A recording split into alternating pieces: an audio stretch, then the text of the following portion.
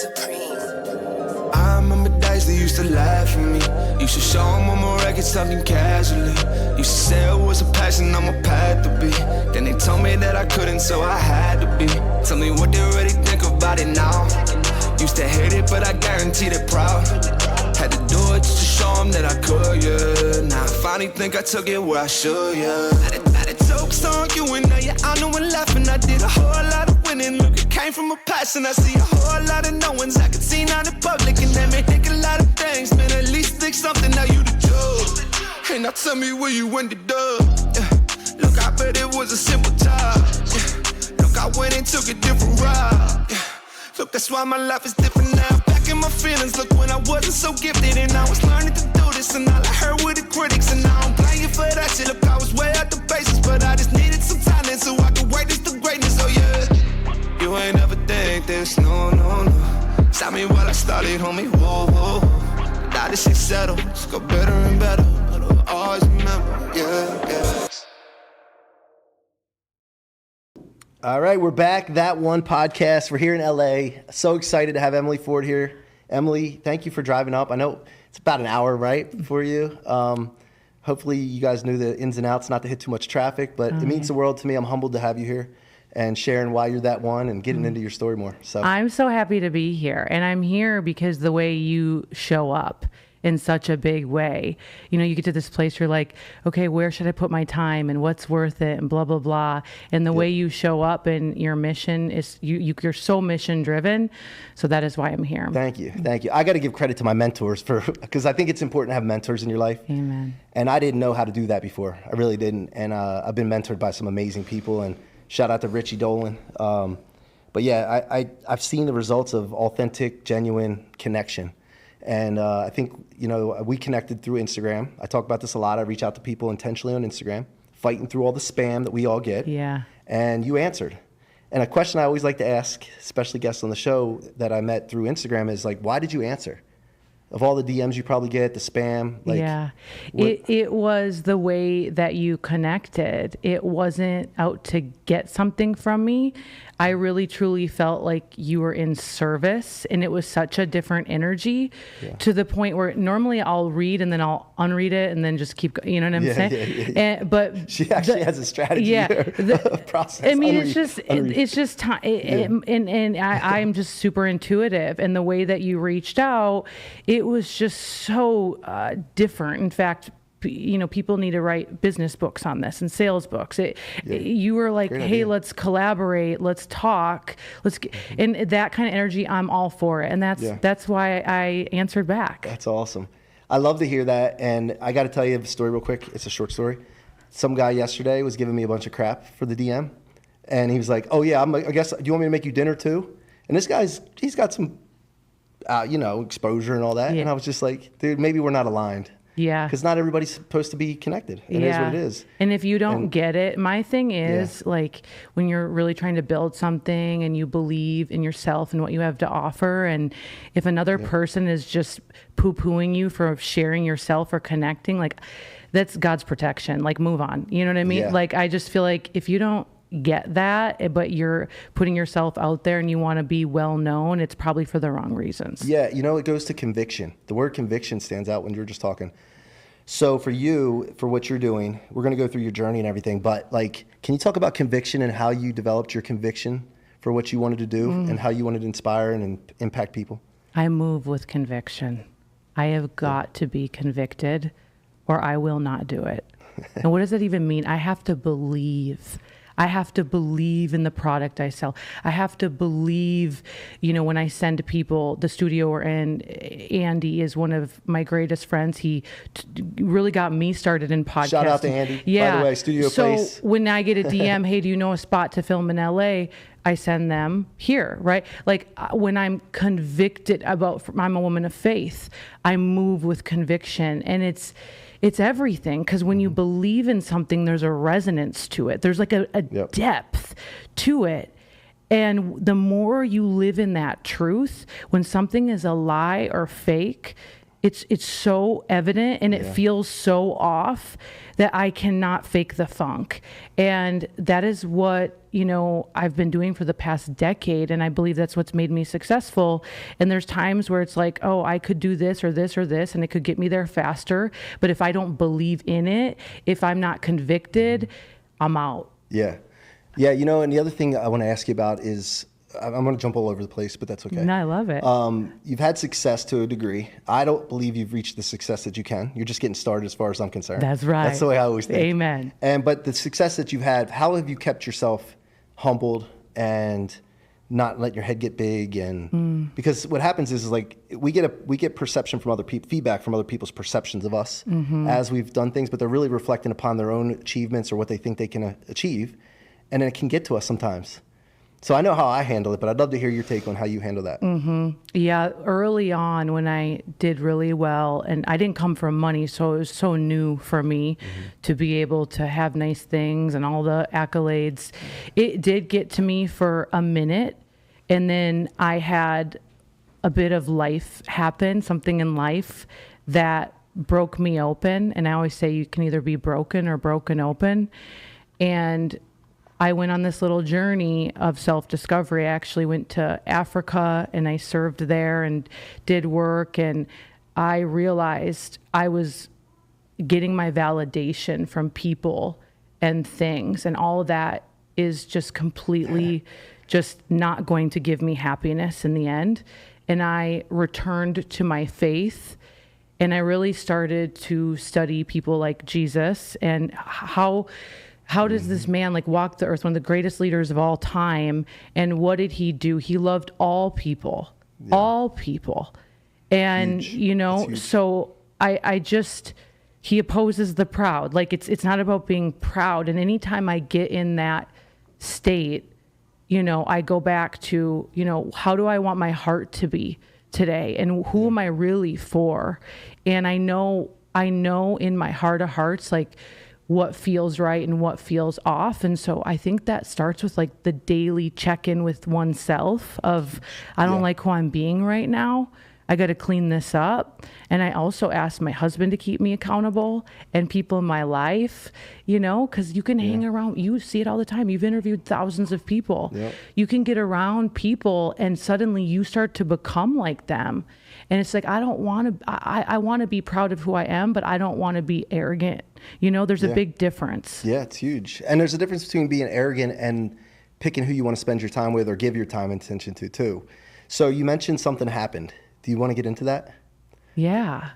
Yeah. I was in a relationship super young and very public. And, you know, there was things I didn't know about and just, I was like this, so focused building the things. And it was like all this caught me off guard.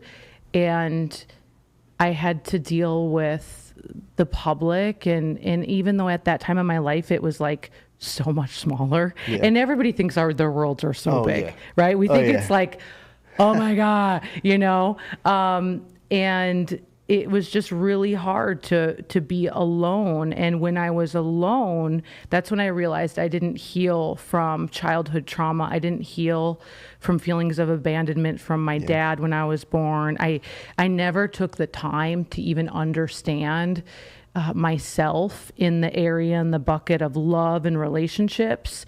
So in the end, it ended up being a big blessing for me, but it was so freaking hard during that probably 2 years of, you know, going to therapy twice a week. And well, I always talk about this. In the midst of an adversity, the closer you are, there's very little hope, if any, very little light at the end of the tunnel, right? And the thing is that I have, you know, Winston Churchill says, when you're walking through hell, keep going. So I always tell myself, keep going, dude. I talk to myself a lot. I'm a little crazy, but me too. Keep going, dude. But the other thing is not just keep going, because we have an option of keep going slow, or we can go fast. And I'm like, thrust is a must. That was one of my sayings. I read a book called Rocket Fuel. But we got to get through it. Just keep going, because as you go, the light starts to appear. And the fact of the matter is, everybody I've ever had on my show, everybody I ever meet at any time has gotten through everything they've been through. That's right. You know, so you got through it. Oh my right? gosh. And learned a whole heck of a lot. But while you're in the messy middle, it feels suffocating. It feels how I'm not going to make it through. And it's just like, how do you do it? Step by step, moment by moment. And I continued to build and show up and serve. And I truly believe in the service of others is where healing is found. And instead I could have reclused, and I could have went away to some island and just been like, screw y'all, you know? But it was like, no, I'm going to press forward. I'm going to seek to understand, you know, I'm going to heal. And because of it, I now have a beautiful relationship with my husband that I never even could imagine. I didn't even know that a woman like me could be in a relationship and have such honor and respect. And, you know, it's like, if I wouldn't have gone through all that, I would have never healed and been ready for him, you know? Oh, 100%. I love it. And I got to meet your husband. He's over here, by the way. Yeah. And amazing dude. And I you know, heard a lot about him from you when we first talked. You actually talked about him. That says a lot. And, you know, look, I'm an expert because I've been married 21 years. So I'm an expert. You don't even look old enough. I can see the right things, and I can really easily see the wrong things, right? And you spoke about your husband the first time we met and how proud you were of him and how awesome he is. And I was just like, oh, man, I was like, these guys are great, man. Thank you. And you mentioned faith. I want to talk about faith for a second. Did you grow up in a Christian household, or what was that like? Catholic, and I was like scared. Yeah. Like I didn't get Everything was wrong. Like, I didn't get shame. I didn't get it at all. And then when I was in 6th grade, I went to a non-denominational camp because all my friends were going. And that was where I realized, oh, wow, you just have a relationship with the Father. Like, I don't have to do anything. I don't have to, you know, stand up, sit down, fight. You know, like I was like, oh, he just loves me. And this Father, though, won't leave me. He won't abandon me. And so that was my first real connection. And then, you know, throughout my life, just being around friends that also believed. But I would say like later on in life is where I really started to develop my relationship. And now I'm like sold out. Yeah. And the thing is, it's funny how it works too, because when you're first if you grow up in a Christian household, or you find it a little later on and you're still in an influential stage where you're worried about what everybody thinks, our mission when we're believers is to spread the word. Amen. Right? And it's amazing how you get to a certain point in your life where you're like, I don't care what people think. My job is to help people. My job is to show them they can decide on their own, right? 100%. So you've gotten to that point in your journey now. Truly. Yeah. I just said this to our team. I was just speaking at a big event in Mexico, and I got off stage and they're like, whoa. And I said, I fear the Lord. And my business partner was like, what do you mean? And I'm like, I fear him, meaning I have to speak of him. I have to use everything he's given me. I have to be obedient. And, you know, the fear of God is not just this awesome brand by Jerry Lorenzo. You know, it's a real thing. And, you know, I'm so proud that I do fear the Lord now. Meaning like I must share the good word. I must stand for him because I am being obedient. And it's like a whole different place to get to when you actually fear the Lord. Yeah, it really is. And most people won't talk about this on podcasts. I know. This isn't necessarily a Christian podcast, but it is because this is my who faith. We are. It's my foundation. Yeah. And I'll talk about it. And some people are like a little nervous to talk about it when I have my other show. They're like, can I talk about it? I'm like, yeah, of course. What are you talking about? Like, but isn't it sad that we're so nervous to talk about the Lord? Like, I don't understand. I don't have any, I'm unapologetically a believer. So I don't, I love seeing other people talk about it. To me, it's an insult to our Creator. It's like, so you're going to pray to him tonight, but you won't honor him today. What about this? How about Jelly Roll has a song, right? I only pray to God when I need a favor.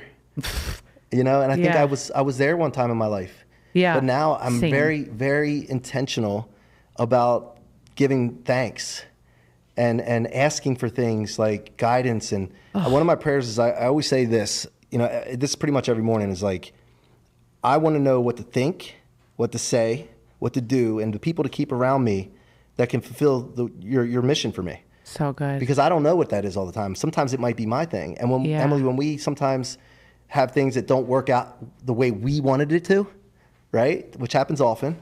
Should we worry about what we wanted to happen? Is that really the thing that matters? No. You know, and then we get so down when things don't go our way. Yeah. You know, so I'm very aware of that now. Such a level of maturity. You need that whole prayer. You need that written out. That should be a post. That should be a reel. People could share that like crazy. Yeah. That's so good. It's so powerful. I always pray to God and I ask him to speak to me and through me. Yeah. Actually, my husband's the one that taught me that, but that's what I, you know, just to be that vessel for him. Yeah. It's so yeah. And you know beautiful. what? It takes pressure off of us. Oh. You know, sometimes we put so much on us and we feel so heavy. Oh. And there's been times, and I'd love to hear if you've had an instance like this, but I've had times where I felt like the weight of the world was on my shoulders. All my employees, their families, I owed it to them, and I put so much weight on me. And there was a moment in my kitchen, I never did this before, but I broke down in my kitchen in front of my wife. And that wasn't good to me, I didn't think, because I didn't want to discourage her or have her worry, but I just felt like I had to, and I surrendered. And at that moment, like the weight was gone, and I was like, "Oh, okay." It was like such a relief. Have you had a moment like that? Oh my gosh, so many moments like that. Yeah. Yeah, definitely. You know, even in the past couple of years, like around the pandemic time, for sure, it was like, I'm sure a lot of people can relate. Yeah. Where it's that uncertainty, and then you start living in fear, and it's like when you're living in fear, you can't be living in faith. They cannot coexist simultaneously, and it's like God has got this, and to give him like full trust is a whole different thing. Vulnerable. But it's vulnerable, but I'm telling you, there's levels, and when you can get to that level, there's so much peace. Yeah. There's an undeniable peace in the chaos that you can have when you just let go and let God. And, you know, it's easier said than done, but when you start to practice this every single day and walk it out and feed it, just like you feed your muscles, your businesses, all the things, I feel like it's just, it's so amazing. Yeah, like, 100%. So, all right. So your success, when you started building your organization that you had your first success in, did you really know what you were doing at first? No, but I had conviction. Yeah. And I knew the plan, like I saw the plan, the roadmap, but the minor details, I didn't need that. I'm a visionary. So even now today, I'm like, here's the end result, here's the vision, and then everybody else has to put out the road cones. That's what I do. Okay.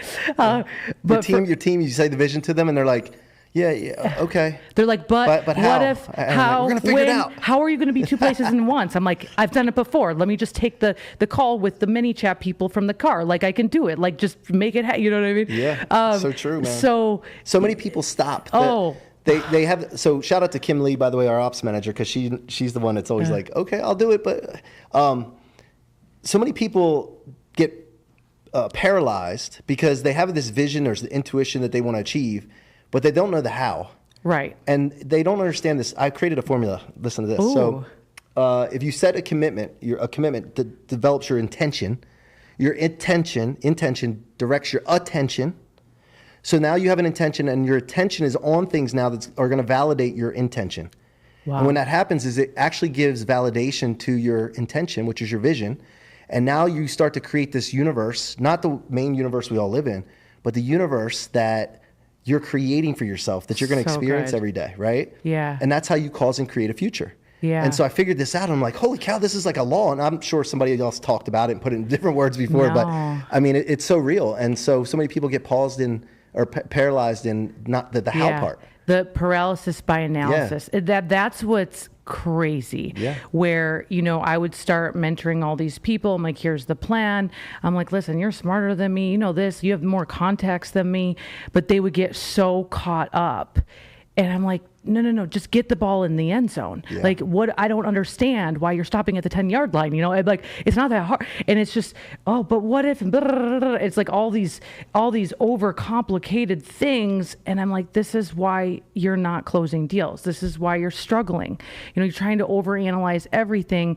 And one thing that I share is, when it comes to business, people are not numbers, but it is a numbers game. And sometimes you just need to get the reps in. You need to build the skill set so that way you have way more confidence and you're able to move with more conviction. And it's like, I talk to people, I'm like, you have not even given yourself enough chances at bat. Like there's, people are like, I want to be a speaker. I'm like, well, how many places have you gone and spoke for free? How many times have you went and put together a talk and went and ran the play and then got feedback? Oh, well, yeah. And I'm like, dude, come on. You just talked about this in the green room, quote unquote here. Yeah. Before we went on live, you were talking about the fact that you taught so many people and you had your sales teams and you were talking to them, putting reps in. I've been on over 1,100 podcasts as a guest.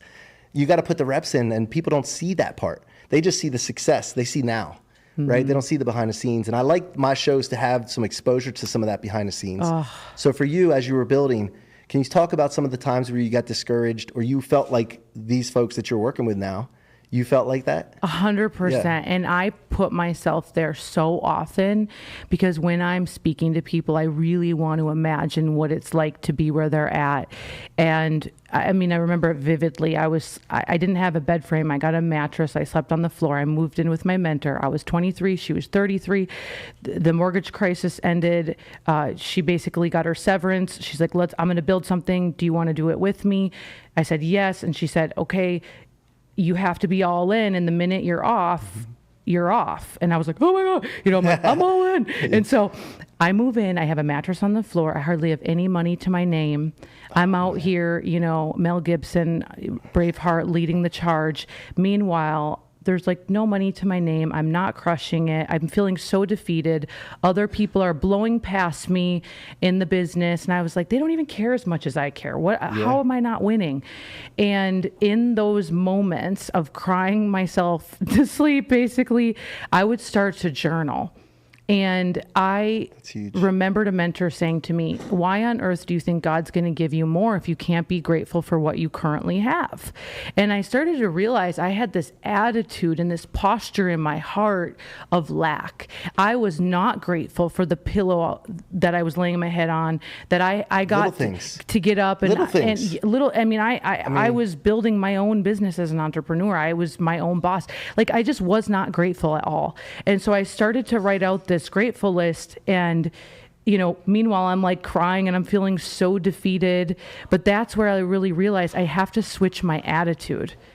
And because I hope you guys are getting this. Like there could be one day of real estate, flatlining and all the things that happen in all the businesses that we have.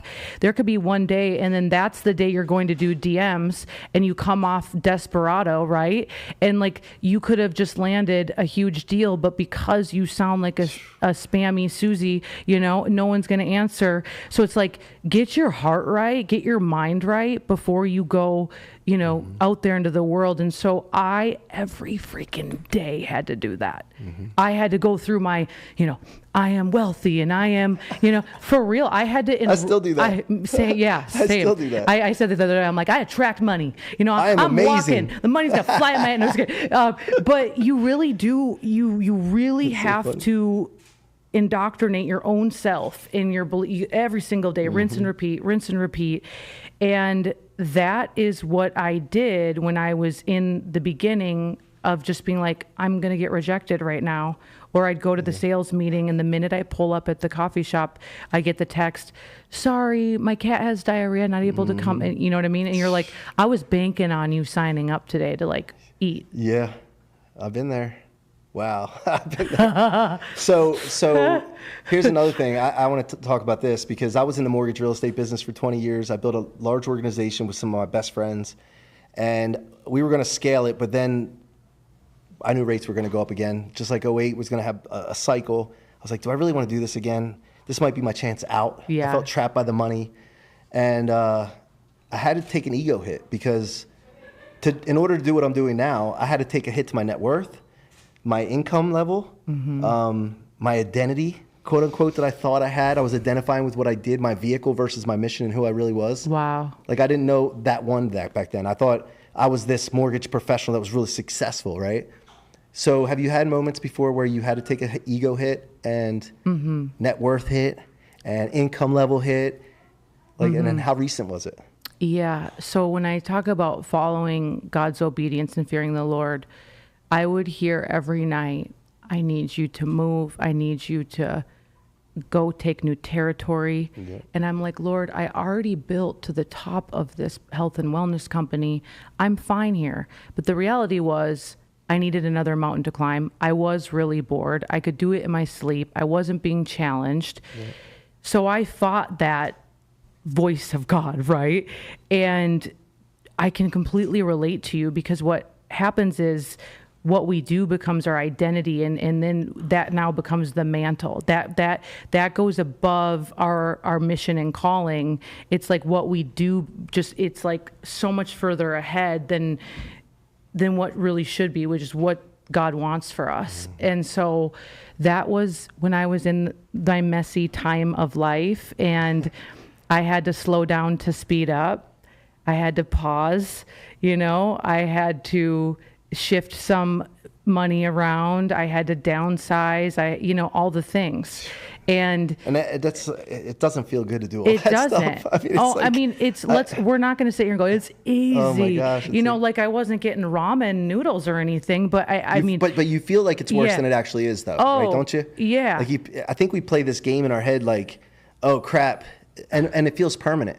It feels like, I'm not going to be able to do the things I have been doing. Yeah. It's not permanent, though. It's not permanent at all. And you get to decide how long you stay there. Mm-hmm. And there was this transition period where I said, I'm going to build my own companies now and do all these other things. And I knew that the other stuff was going to decline. It was going to shift. Of course, if the speed of the leader, speed of the pack, if Emily's not out there charging it, it's not going to grow how it used to. That's just how that certain organization ran. And I just had to get over myself and realize that I have enough skills that I can go build other things. And even though in that little time period, I tell you, it was not fun, but if you're faithful and you just say, I trust you. And that's what I did. I downsized, I shifted, and I said, I trust you. Mm-hmm. It's like, it's all come back. It's actually come back like almost 50 folds. Yeah. And now I'm doing some of the biggest things of my life. Yeah. But what if I wouldn't have done that? Yeah. What if I wouldn't have stopped? But in that time, we think we're supposed to have success with what we're doing, but we have something so much greater for us that we can't even imagine. Like, I just think about that sometimes, like, here's an example. I dated girls back in the day, and when the relationship ended, I thought it was the end of the world. Uh-huh. But I wouldn't have my wife right now, my beautiful kids that I have right now, if I would have try to cling on, It's like, I think that's something that we need to be really hyper aware of right now going forward, So, so I want to talk about that one. The idea of that one being that you identify, because we were talking about identifying with what we did, which is really our vehicles, right? Versus finding out who we are. What's our non-negotiables? What's our standards? What are our convictions? What's our mission? What are our values, right? Yeah. And so that one is finding out those things. And even if it's different than anything you see out there, the quirkiness, weirdness, and leaning into it unapologetically. You teach people this. You don't call it that one, but you call it Fortify and other names you have probably. But can you talk about the importance for yourself and how you developed that one in you, and then how you talk to other people about that? Oh my goodness. I just got giddy when you asked this question, and I love the name of your company and brand. And I think it's so important. We live in this age of comparison and distraction, and we're so invested in comparison. We don't even realize it. We're like, oh, this person, what are they doing? What do they have? And I'm like, you don't have her gifting. You don't have her voice box. You don't have any. Why are you comparing? And it's like the enemy wants to come in and steal, kill, and destroy. He wants to steal your ideas. He wants to destroy your identity. And when you decide to go, no, I'm gonna seek to know myself. And I teach personal branding, and I always share with them, listen, I can tell you all day long, here's a great IP for you, here's great content pillars, here's a great logo, here's great colors, here's great all. But if you don't know yourself, none of this is going to matter. And so when you really explore yourself and go, what are some of my quirks? And for me, for the longest time, I'm like, my voice is low. I didn't like that growing up. Now I love it. It's commanding. Isn't that Let's funny? go. What you're insecure about ends up being your superpower. Oh my God. Crazy. It's so crazy. And for me, I'm very street smart, not book smart. I could barely pass science class, but hey, put me in the middle of a city, watch me whip, watch me nay nay. You know what I mean? Like I can farm from the farm. Like, I can milk. No, I'm just kidding. Okay, too much. Okay, no, but I can works. bail hay. I can, and so it's knowing yourself. One of my things, that thing for me is empathy, and to the point where I'm such a big empath, where I feel so much that it's extremely exhausting. Yeah. So when I go into a room, when I speak, it's like I can feel the heartbeat of someone happening in, aisle 3 over there. But that is actually my superpower.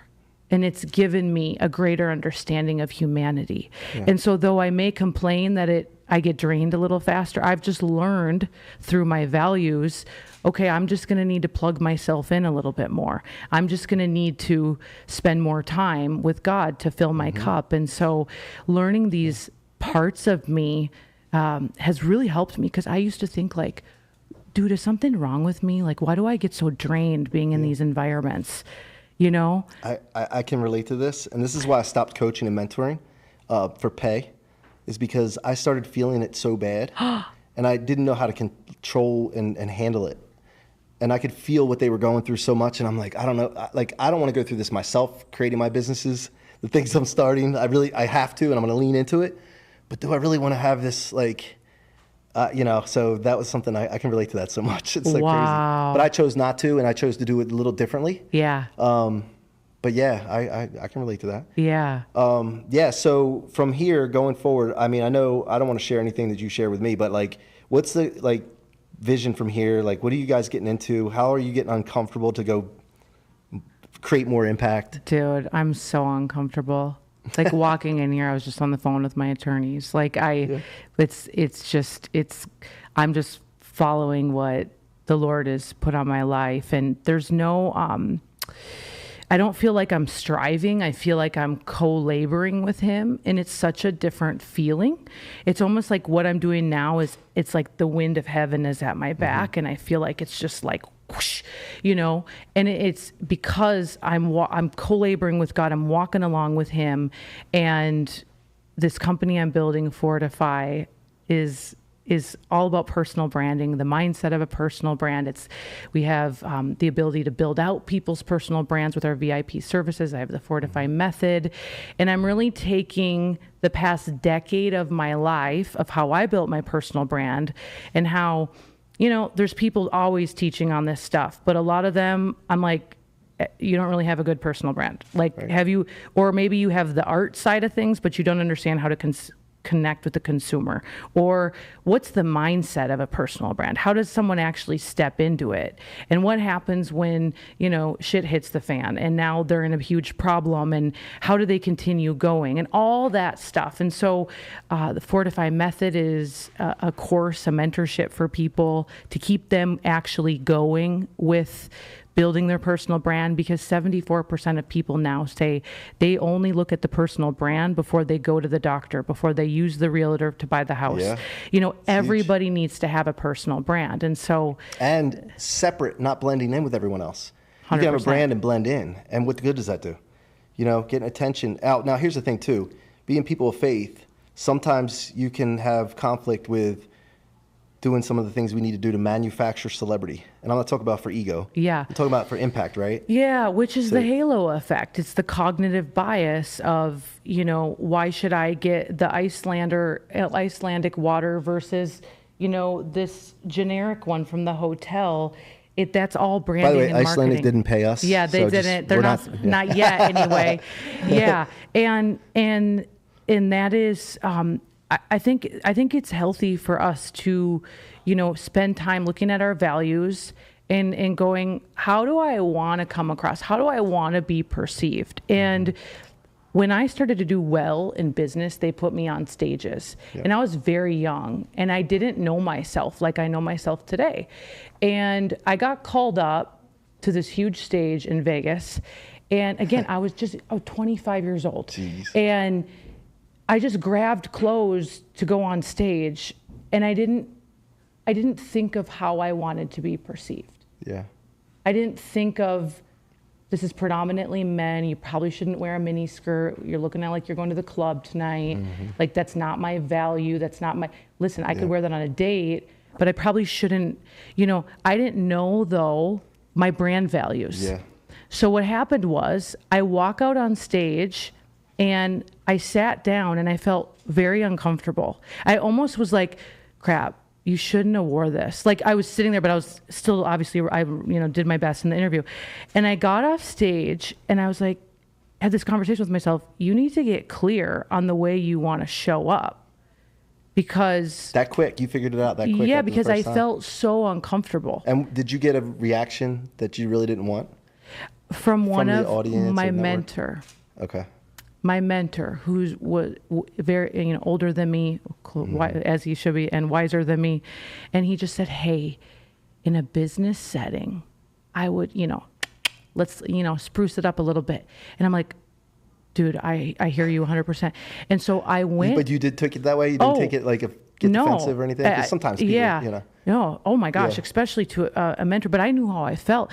So I went home, and I still have it to this day. I took an index card, and I wrote out what are the values of me and how I want to be perceived. This is years ago when I lived in Minneapolis. I wrote out elegance.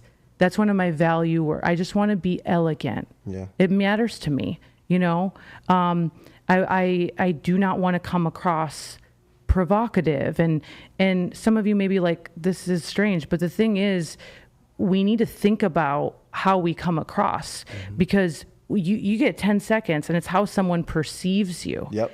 And Huge. it does matter. It really does. And so once you get that right and you match it with your brand, that's when the visuals match the person, and it's like everything is fluid and makes sense. I can't tell you how many people I meet them, I experience them, I'm like, your online persona is so off right now, Yeah. So speaking of that, I mentioned this earlier. When I started building my brand, I met so many people that I put on a pedestal, and we shouldn't do that because we should only put God on a pedestal, but I not put him on a pedestal necessarily, like to the degree it would be obsessed, like but like a fanboy, but Same. like put him like respect. And then I met the person, and they weren't what I saw online, what they were presenting. There was insecurity. Like I met so many people that you and I both know actually that were insecure, and I was blown away by it. And I was like, and they were asking me like, "Hey, do you think that went over well, or do you think when I put this online?" And I was just like, why are you asking me this? Yeah. Because I put them on a pedestal above me at that time because they were further along or whatever. But one thing when I built my brand, I said, I do not want people to be disappointed when they meet me, because that would hurt. I don't want that. And so when I'm at home, I do a lot of my work at home. I have my studio at home and all that. And a lot of my stuff is online. I just try to be as authentic as possible. And see, I got to talk, this is just music to my ears. Mm-hmm. You have nothing to hide. Yeah, that's it. And I hope someone listening to this that is like, I want to put myself out there. You don't need to be fake. You don't need to have anything to hide. Yeah. And I think when we build our brands on this persona, and that becomes the identity, what does happen, you meet people in RL and you're like, ugh. Yeah. I mean, even to the point when we were just speaking at this huge event, and we were keynote speakers. My husband and I were on the same day keynote speaking, and then the last day they wanted everybody to be on a panel.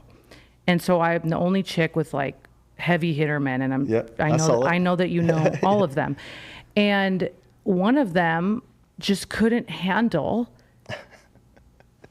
not having the mic. He just literally walks out and goes and does content in the hallway. And I'm like, you just showed me everything I need to know about you. You're a freaking clown. Just crazy, you don't deserve to be trying to act like you actually care about people. Yeah. When if you're not getting all the glory, your undies are in a bundle. Like I feel bad for that soul. Like I at first back in the day, I'd think, oh you're like a piece of crap, whatever. Yeah. But like I feel like I know what they're dealing with, maybe, and that's why it's coming out that way. Yeah. All right, we're up against the clock though, but I know you're easy to find online, so anybody can go Instagram, wherever. Do you want to send anybody anywhere in particular? Just come to It's Emily IG. It's Emily Yeah. IG, guys. Check it out. Yeah. I watch her stuff to get some ideas for branding and just different ways and different perspectives that you can do things. We're talking about comparison, and it's the thief of joy. She walks in with this cool hat on for those that aren't watching, just listening. And I'm like, man, my hat doesn't look that good. No, it does. So I want that hat. I love Can you your imagine hat. that? I could rock that hat. Your hat's inspiring me Thank you. for branding. Yeah, but I could rock that hat. You could rock You this think I hat. could rock that hat, man? Emily, thank you so much for being here on that one. You are that one. I appreciate you, and I'm you. humbled that you spent your time with me today. I'm so grateful. Thank you. Hello. It's great to see you. Thanks so much for coming. What's up, man? Good to see you. Jake, Let's rock and let's go roll. look, check out what we got going on here. Andy's got it set up. Studio place. Gorgeous. He made it that one. That This one. your place, Anthony? Oh, hey, watch out. We got stuff all over it. Look, this is where we're gonna set it over here. Let's go. Check it out. Gosh, we're ready. Let's go. One more thing. I'm that one because I put God first.